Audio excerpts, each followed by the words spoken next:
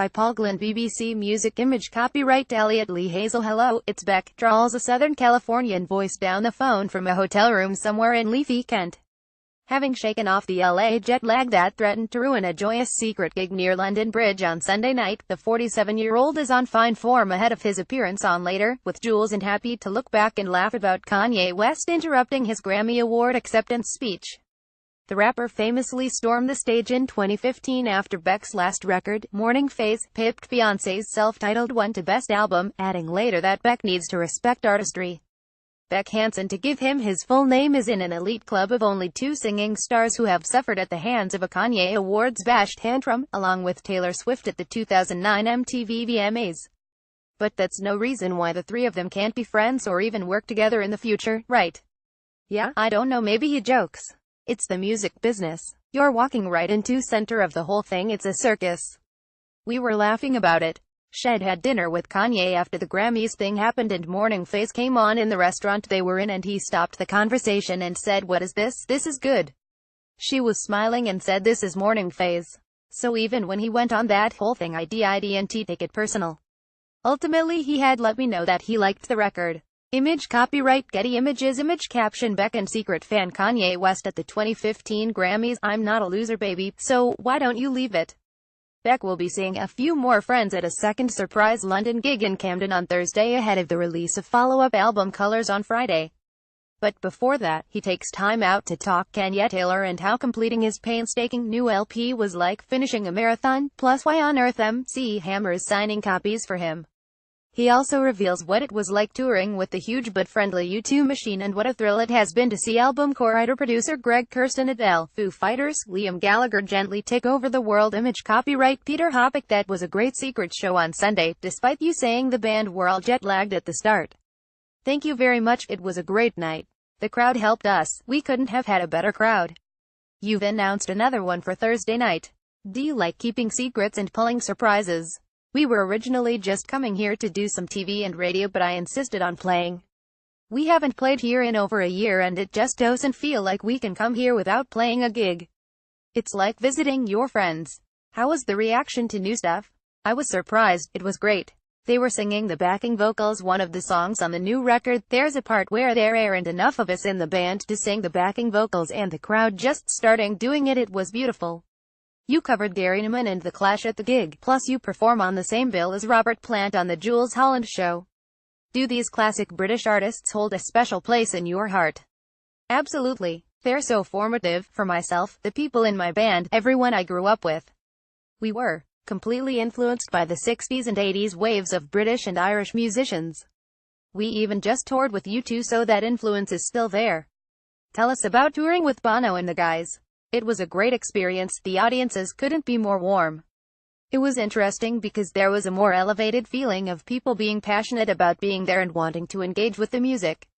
The band and their crew are incredibly kind, thoughtful, warm and generous, and the doors are open and they want to hang out and engage.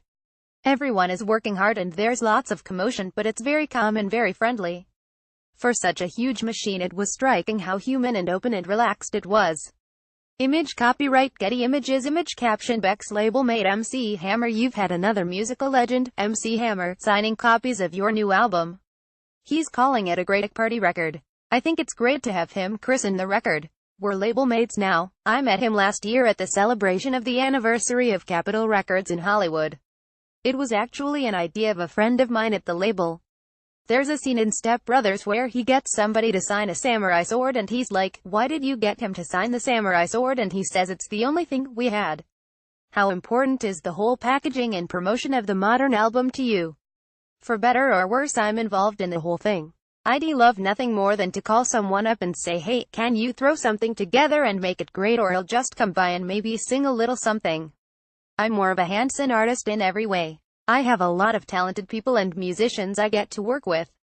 Like Greg Kurstin, who wrote and produced the record with me. He's now a storied producer. He was touring with me maybe 15 years ago and we've been in bands together for years. I wanted to make a record in the spirit of the songwriting team.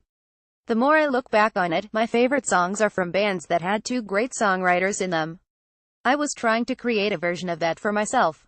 but we're all like family, and it's been a thrill for me to watch Greg gently take over the world. Image copyright Getty Images. Image caption Adele and Colors co-writer Greg Kurstin, who is gently taking over the world. The last album, Morning Phase, won the Grammy.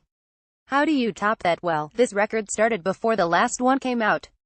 We wrote the songs in 201,314, so my idea at the time was to make a record that was very up and had a lot of light in it and positive feeling.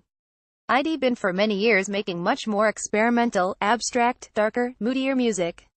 I guess a lot has changed during that time, particularly in America. Does this record reflect that? Not really. These songs were already set in stone, long before the secretion of unfortunate events and tragedies. It's a truly tumultuous time. But I don't think these songs reflect that at all. This is just the record I wanted to make 5 years ago. It's not really a reaction to anything. Is it a relief now that it's finally coming out? More like a collapse, like the finish line at the marathon. I can't feel my legs, but I've been juggling a lot of things. We've been touring constantly. I've been collaborating with the Chemicals and Flume and helping other people write. I worked on the Pink and Lady Gaga records. All kinds of things. Like I did a charity thing with McCartney. It's been an amazing period of time where these opportunities are coming up, so I've been trying to juggle it but keep my eye on the record. What are your feelings now looking back on that Grammy Awards night in 2015? It was such a mixture of shock and amazement. For me, the joy was watching all the people that I've worked with for so long all get to share in this victory. The musicians who played with me all these years, the engineers that I've spent 15,000 hours with. Then externally there was this circus of media and the things that Kanye was saying, and Beyoncé fans who were angry, and that's something that you don't ask for. But it's like, what did you expect? You know, it's the music business. You're walking right into center of the whole thing. It's a circus. Image copyright Getty Images. Image caption Kanye and Taylor Swift new BFFs. Along with Taylor Swift, you're in an elite club of two people that Kanye has interrupted at big awards nights. Will we ever see the two or all three of you working together? Did someone say supergroup? Yeah, I don't know, maybe we'll see. I actually performed with her. She invited me out to one of her concerts and we did one of my songs. We were laughing about it. Shed had dinner with Kanye after the Grammys thing happened and Morning Phase came on in the restaurant they were in, and he stopped the conversation and said, "What is this? This is good." She was smiling and said, "This is Morning Phase." So even when he went on that whole thing, I didn't take it personal, and he reached out after. Everyone's entitled to their own opinion. Ultimately, he had let me know that he liked the record. Finally, can I ask you about the recent shooting at a music festival in Vegas? Are you conscious of this while on stage yourself, or do you have to block those things out? It's the last thing I'm thinking about on stage. But when I hear about it, it's all I'm thinking about. Because that's my work environment. As a musician, you can put yourself there, and it's horrible. Any of these shootings, whether at a concert or an airport, it's unfortunately the world we live in, and you have to keep living and engaging. Starting with Later with Jules. Yeah, we've done it several times, and there's nothing like it. The novelty of sharing a stage with all the other musicians. It's funny and also just a humbling appreciation of all the talent there.